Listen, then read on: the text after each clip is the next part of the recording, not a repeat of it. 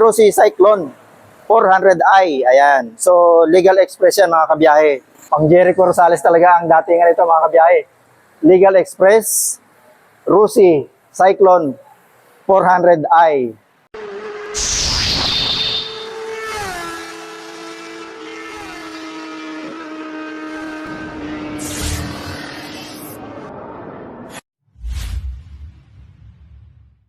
Mga kabiyahe, andito tayo muli sa Rossi San Nicolas Tres Bacoor, Cavite branch. May ipapakita tayo ngayon isang unit ni Rossi. Ito yung ipipicture natin ngayon mga kabiyahe. Rossi Cyclone 400i. Ayan. So, legal express yan mga kabiyahe. Kung ito ang motor ninyo, para na kayo si Jericho Rosales. Pang Jericho Rosales talaga ang datingan ito mga kabiyahe.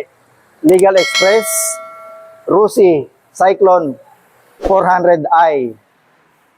Bruskong-brusko mga kabiyahe, ikutan natin para makita nyo yung appearance niya. Napakalaki ng kanyang makina mga kabiyahe. Oh. Naka-spokes tayo dyan. Ayan. Stainless yan mga kabiyahe. At naka-upside down telescopic port na napakataba. Ayan. So goods na rin siya. And then yung kanyang headlight, may projector lamp. At yung nakapaligid naman sa kanya, yan yung pinaka daytime running light niya. At naka-water cooled yan mga kabiyahe. Ang laki ng kanyang radiator. Ayan. And then yung tanke na napakalaki, brusko. At yung exhaust niya, naka-dual exhaust yan. Ayan yung exhaust niya. At meron din doon sa kabila. Ayan. At pagdating naman sa braking system yan mga kabiyahe, naka-rotor disc brake yan, front and rear. At parehas din yan naka-spoke.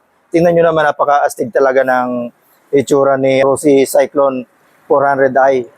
Talagang pag yan ang dinadrive nyo mga kabiyahe, nalilingonin din kayo dyan. So, bigyan ko kayo mga kabiyahe ng presyo. Ang presyo nito mga kabiyahe, sa cash, 260,000.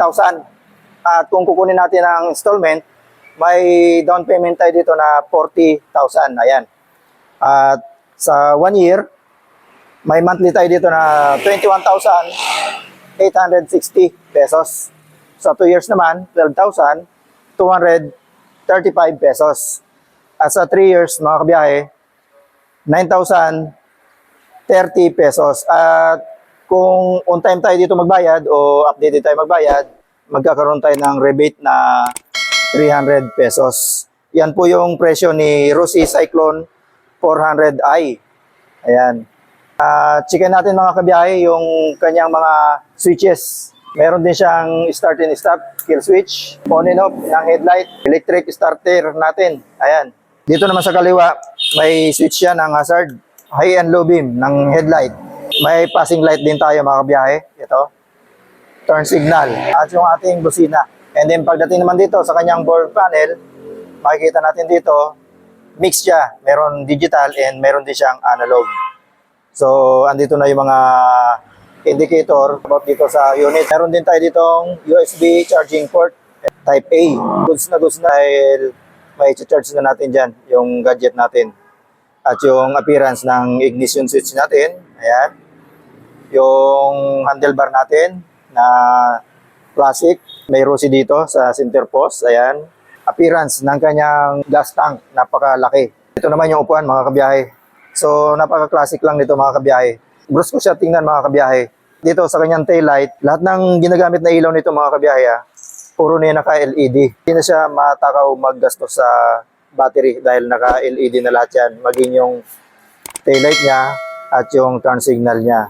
And then yung fender niya dito, napaka-tibay din ang kanyang braces dyan dahil ito, naka-cover siya ng plastic, hard plastic. Pero dito sa loob, metal yan mga kabiyahe. Napakalaki ng kanyang gulong. Dito sa hulihan, 150 by 70 by 17. Ayan. Naka-spokes. Yung brake niya, naka-rotor disc brake. Malaki yung piston caliper. Yung appearance ng kanyang black. Ayan. Mayroong naka-emboss na Rossi, kulay-pula. At yung preno natin sa likuran. Ayan. And then ito, natutupi yung foot peg ng ating rider. At yung foot peg naman ng ating pillion. Yung appearance ng kanyang radiator, ayan, napakalaki. At dito, mayroon siya ditong fan sa likuran. Ayan, oh. Dalawa yan, yung fan niya, para magpalamig sa pinakatubig ng radiator niya. Dito naman sa unahan, goma niya dito, yung sukat, 120 by 70 by 17. Naka-spokes, naka-tubeless, at pares lang sila ng brand ng goma, Team Sun. At ang fender niya sa unahan dito, may pagka-rubberize siya, hindi siya malutong, magbabounce-bounce lang siya, hindi siya mababasag agad dahil rubberized. At inulit ko nga, napakalaki ng kanyang telescopic fork suspension dito sa unahan at naka-upside down telescopic fork tayo dyan.